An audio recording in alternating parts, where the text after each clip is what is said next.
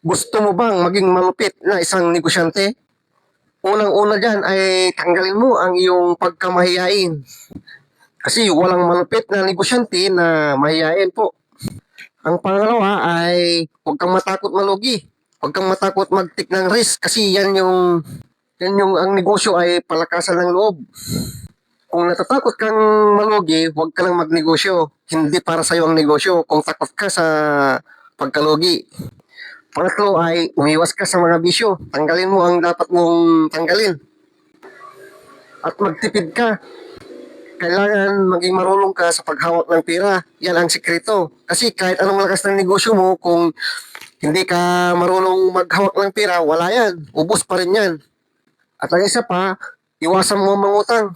Kung nag-umpisa ka pa lang sa pagnenegosyo, huwag kang mangungutang. Kasi yan ang isang ikakalugi mo. Hindi ka makakangat.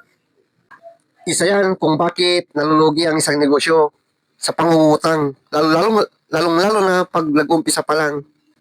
Kung gusto mong lang ganitong video, ipalo mo ako. Makikita mo ang inumpisan kong negosyo. Ito ay ang pulutang malupit.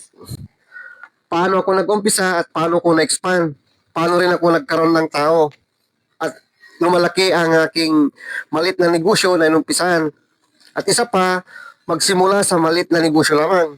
Unti-unti mong palakihin. Tulad ko dati, ako lang ang nagtitinda. Pero ngayon, nakakuha na rin ako ng mga kasama ko sa pagtitinda. Kaya ngayon, medyo nakaluwag-luwag na yung oras ko. Ang ginagawa ko ngayon at tinatrabaho na lang, i-manage ang aking negosyo. Ganito na po ngayon yung umpisan kong negosyo. Ito na po. At isa pa dyan, wag kang matakot na kumuha ng iyong tao kasi hindi lalaki ang negosyo mo dyan. Pag wala, ikaw lang mag-isa, 100% hindi lalaki ang negosyo mo. Kaya kung gusto mong maging malupit na negosyante, ipalo mo ako. Baka makatulong ako sa iyo, lalong-lalo na sa mga nag-umpisang magnegosyo.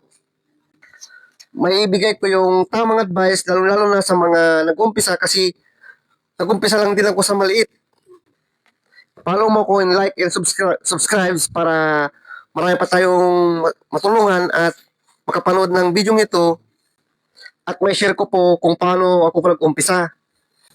Sa pagnenegosyo talaga, palakasan ng loob yan. Kung mahina-hina ang loob mo, hindi bagay sa iyong pagnenegosyo.